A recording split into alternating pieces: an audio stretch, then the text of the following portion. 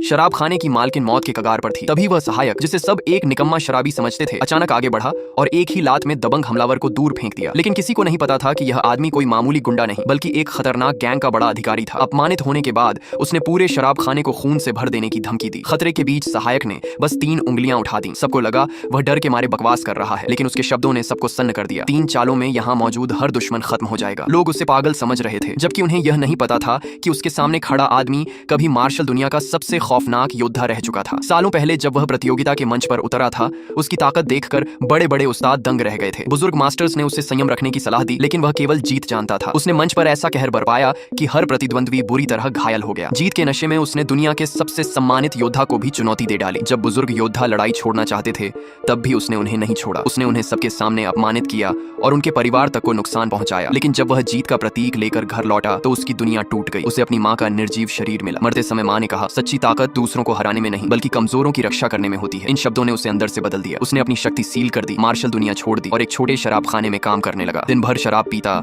छोटे मोटे काम करता और अपने अतीत को भुलाने की कोशिश करता। सभी उसे बेकार समझते थे, सिवाय मालकिन के, जिसने हमेशा उसका सम्मान किया। कुछ साल शांति से बीते, फिर एक ताकतवर गैंग शराब खाने पर टूट पड़ा। वे एक खास पारिवारिक रेसिपी हथियाना चाहते थे। पहली भिड़ंत में गुंडे पीछे हट गए, लेकिन असली मुसीबत अभी बाकी थी। कुछ ही दिनों बाद गैंग का सबसे खतरनाक अधिकारी खुद अपने आदमियों के साथ आ पहुंचा। उसने सबको चुनौती दी, अगर कोई उसके 5 वार सहले तो वह उन्हें छोड़ देगा। 2 युवा लड़ाके गुस्से में आगे बढ़े। सहायक ने उन्हें रोकने की कोशिश की, लेकिन उन्होंने उसकी बात पर हंसी उड़ा दी। कुछ ही पलों में दोनों जमीन पर पड़े कराह रहे थे। गैंग अधिकारी का घमंड देखकर सहायक को अपना पुराना चेहरा याद आ गया। उससे वह समय याद आया जब ताकत के नशे में वह भी ऐसा ही बन चुका था। तभी मालकिन आगे आई और अपने लोगों की जान बख्शने की विनती की। जवाब में उसे बेरहमी से लात मारकर गिरा दिया गया। जमीन पर खून खांसती उस औरत को देखकर सहायक का दिल कांप उठा। 5 साल पहले जब पूरी दुनिया ने उसे ठुकरा दिया था, तभी इसी औरत ने उसे सहारा दिया था। अब वह और चुप नहीं रह सकता था। जैसे ही दुश्मन आखिरी वार करने बढ़ा, उसने एक ही झटके में उसे पीछे धकेल दिया और मालकिन के सामने ढाल बनकर खड़ा हो गया। दुश्मन ने हंसते हुए कहा कि उसने अभी अपनी असली ताकत दिखाई ही नहीं है। सहायक जानता था कि उसकी शक्ति पहले जैसी नहीं रही, फिर भी वह पीछे नहीं हटा। उसी समय मालकिन की बेटी उसकी रक्षा के लिए आगे आ गई